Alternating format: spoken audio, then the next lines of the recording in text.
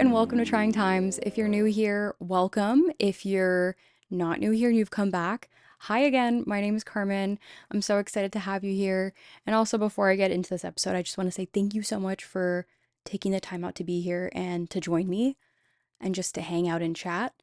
That's what this space is for. So I'm really happy to have you here and I hope you enjoy this episode. I know the last couple episodes have been more geared towards mental health and I guess boosting awareness around that and understanding different things and understanding how you can maybe help yourself cope or help yourself feel better.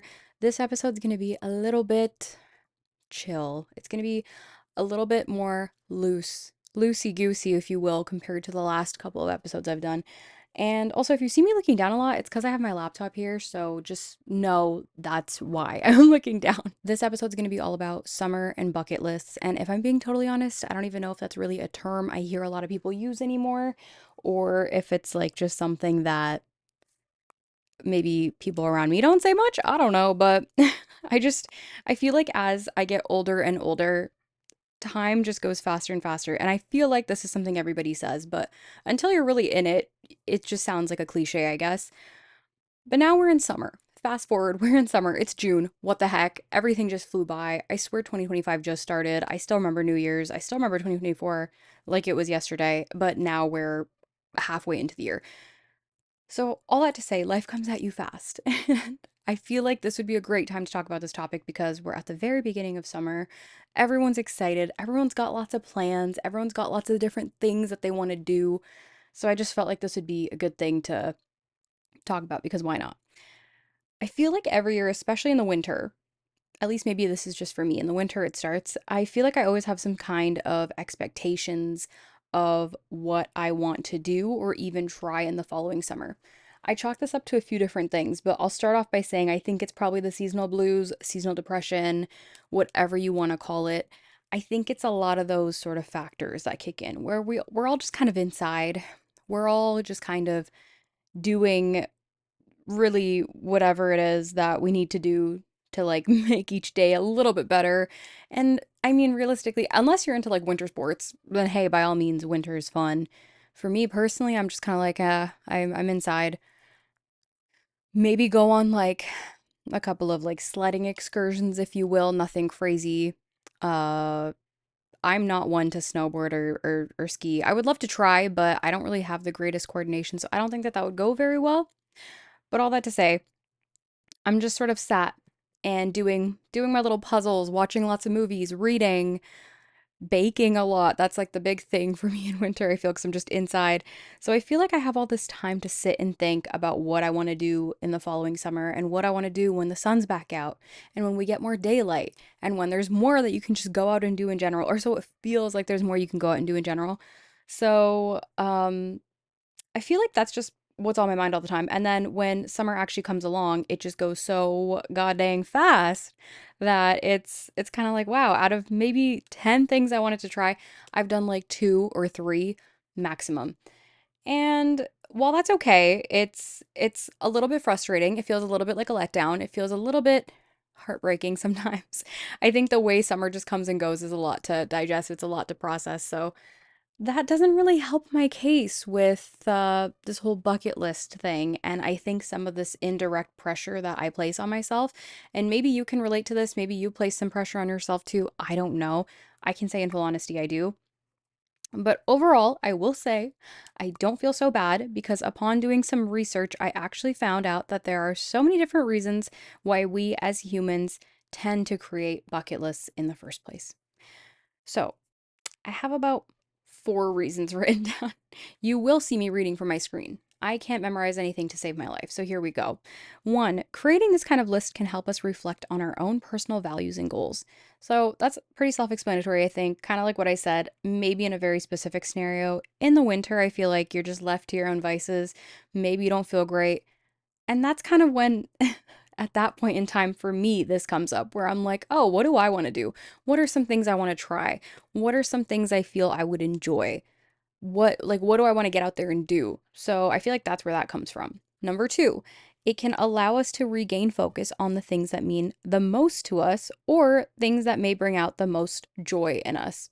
which again, I think that's great because, like I said, unless you're a winter sports person, maybe winter feels a little tough for you, like it does for me. The third reason is that it helps us prevent a waste of time, which is like, I feel as a human, especially in your 20s, just the biggest fear ever.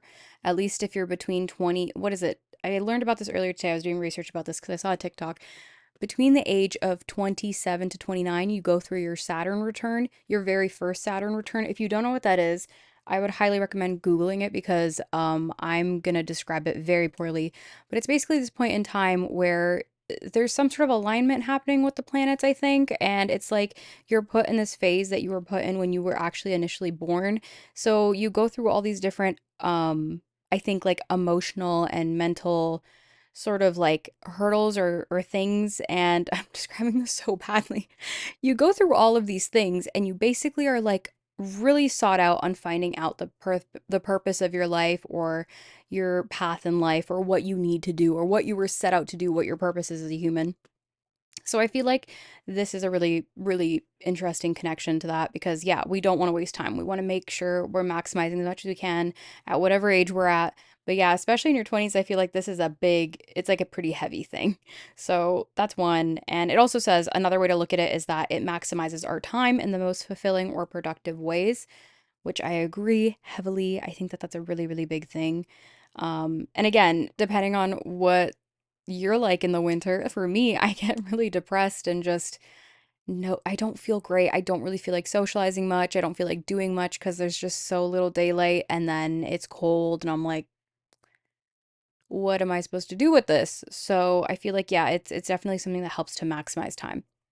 And then the last sort of factor, reason, or rhyme as to why we might come up with bucket lists is that it can allow us to broaden our minds or horizons too, which I think is a big part of why a lot of people do bucket lists. Maybe not just for the summer, but like in life as a whole goal. I think that's why a lot of people do bucket lists. So, yeah, there's that. All in all, I'll say I think that it's this thing we do to almost prevent a level of dissatisfaction, to prevent wasting time, to prevent that really to prevent all of that, to be quite honest. And I'll be honest when I say this, I don't think I've made a bucket list for myself in a few years now because I just know I don't get to achieve everything that I want to do, and there's always like just a bit of an internal list in my head. I feel like I kind of hold myself to things without maybe writing it down because I don't want to let myself down. I think that's a big thing I've been doing lately. And this year, I was like, maybe I'll try to make a small list, but make it like a maximum of 5 things. So that way it's like, I'm just not pulling things out of the air and being like, I need to do this and I need to do this. Because then sometimes that can just lead to disappointment if you're not able to do it. At least if you're me, because that's how I think. So I feel like maybe sticking to a list of 5 things is doable and it's realistic. And then also make these things that I find exciting and possible at the same time. So, I mean, something like skydiving probably wouldn't be on that list, but maybe something like having a picnic with a friend or, doing something different of that nature. I feel like that's something possible. That's something I can still do with a friend and wouldn't require, I don't know, like hurling through the sky at whatever speed to get to the ground. Although I do feel like skydiving would be a great thing to accomplish at some point in time. If I'm being honest, just it won't be on my list for this very summer. So yeah, instead, something like a picnic feels definitely more doable because I know for a fact I can make plans with a friend. I know I can make arrangements to get things that I would need for a picnic and I can have that all sorted. That doesn't mean I can't arrange to skydive. It just means I won't be doing that right now, to be honest. Although I've been seeing some people that I know in the last couple of years like posting about skydiving, and that's a whole other subject. But I feel like when you get to a certain age, you just kind of start doing specific things. And I saw this post about how when you hit like 28 or like when you're in like your 27th or 28th year of life, if you will, people just start running marathons for no reason. I laughed when I saw that because I have set that as a goal, as something that I want to do. Maybe not this year. I'm very much in the beginning stages of it, but next year I would very much like to do one. So yeah, I feel like I'm a walking cliche here, all right? It's fine. But yeah, I'm not sure if all of that, because I just rambled a lot. I'm not sure if all that makes sense, but I feel like sometimes when we hear the term bucket list, we think of things that are more so once in a lifetime opportunities as opposed to something that you can just do more than once. Surely you can skydive more than once if you want. People do it. It's a thing. For me, that's not the example I'm going with though. That is not something I can do. But I feel like sometimes maybe having a bucket list with things that you can do more than once or things that are maybe a little bit more mundane, sure. It might be simpler and it can actually equate to a really nice just like book of memories or a nice catalog of memories in your mind, if you will. Because I mean, I don't know about you, but a picnic, for instance, that's the example I'm really sticking with here. I love that. I've had a picnic, gone on a picnic, created a picnic. I don't know what the term for that is or what the wording for that is. I'm gonna be honest with you, I don't know what the term for that is. But what is the how do you say that? I've had a picnic. I'm just going to go with that. I've had a picnic with friends probably upwards of 4 times in my life. And every single time I can honestly say it's been a great time and I've really enjoyed it. It's not something I ever regret. It's always fun. It's always a very like relaxed way to hang out and also just be outside with very little to no expectations, which I think is what makes it so fun. So, yeah, that just seems to be the example I'm running with. But yeah, there's always a portion of the show where I love to either work with audience submissions, which, by the way, if you want to submit your thoughts on a certain subject or just participate in the show in any way, shape, or form, please feel free to check out the Trying Times Instagram at the Trying Times Podcast and go to the link in bio, and you'll find a Google form there that you can fill out and you can actually submit some of your thoughts on certain topics that I have in there or certain prompts that I have in there, and then I'll share those in a future episode. So, yeah. Even if there's something in there that you don't want to answer, you can still submit a prompt to something that you think would be an interesting subject, and I'd be more than happy to hear from you and include that. For this episode, I took to Reddit because I feel like Reddit is something that it covers everything. There's no stone left unturned with Reddit. Like you can talk about anything from this platform. So, I took to Reddit to see what some people added to their bucket lists for ideas. One post that I saw had actually quite a few good ideas. So someone asked, "What's on your summer bucket list?" And then they wrote, "Hi everyone, just for funsies, I'm making a summer bucket list and I want to get some ideas by asking all you beautiful people," which that's so lovely. "I want to get some ideas by asking all you beautiful people what's on your summer bucket list. Really looking forward to the wide range of ideas this post might collect. Go nuts."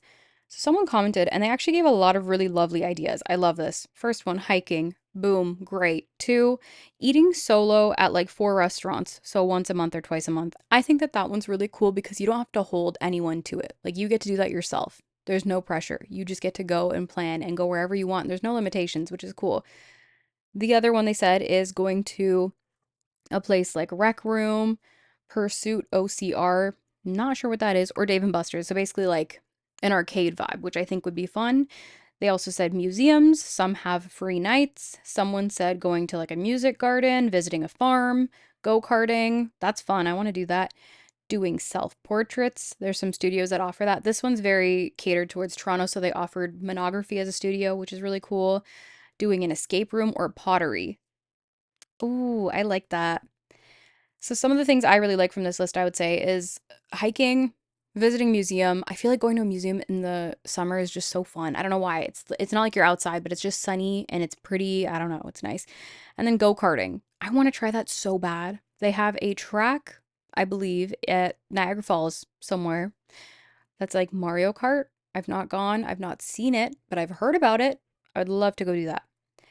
And I personally really, I commented on it a little bit already. I really like the one goal that they set for themselves to eat solo at a restaurant at least 4 times. I think that was like the maximum maybe they put or the minimum. I don't know. I personally really love the idea of going out and doing things independently or on your own, pretty much having like a solo date. I think that's so much fun because, again, there's no limitations around that and you can just do whatever you want. And yeah, you don't have to feel like you're disappointing anyone. I don't know. Sometimes it can feel like that. And it's fun. You can try whatever you want to try. There's no judgment.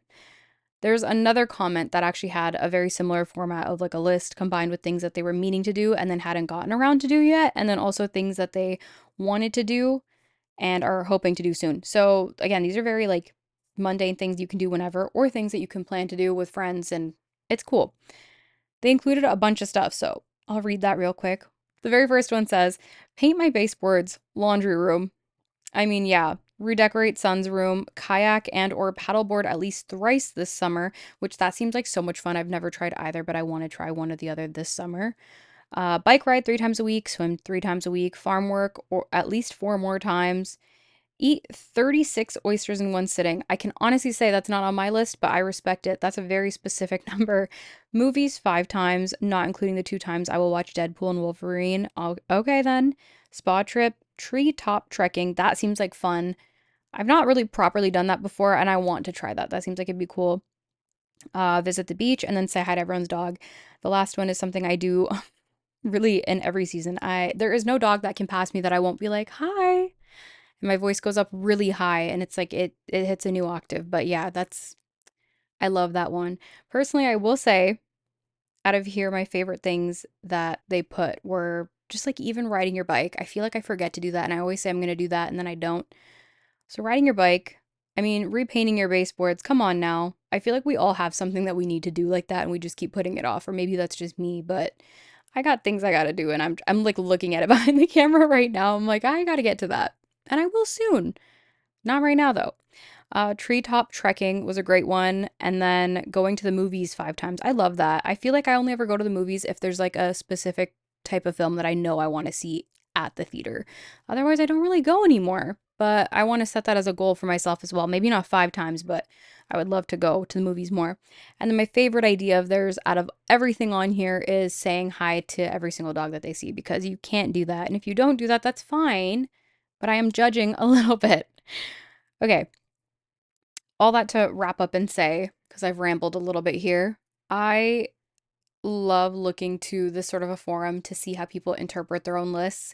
And it's kind of a nice reminder that there are really no limitations to what you can put on your list. Like I said at the very beginning of this episode, I feel like it's easy sometimes to judge yourself and be like, oh, I should do this or I should do this. And then it's easy to forget. But you can literally do whatever you want and there's no limitations. And I think that's the best part.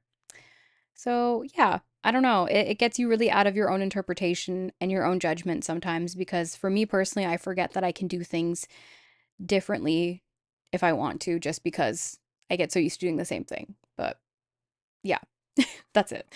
That's my whole rant. Thank you so much for listening. I really hope in some way, shape, or form, if you're planning on making a bucket list and if you've been feeling pressured, hopefully this took some of the pressure off of you because that's not all that this was for, but yeah, just have fun. Go do things that you want to do. Go try things and just be. That's really the best way to enjoy summer, I think. I appreciate you and thank you so much for listening. If you've made it all the way to the end, thank you. Just thank you again. If you want to connect and talk a little bit more about bucket lists and what you're doing this summer, feel free to message me on Instagram at the Trying Times Podcast. I would love to hear from you and I'd love to know what you're doing. Maybe we can exchange some ideas so there's less pressure. I think that that'd be fun. I have some ideas on my list, so let me know.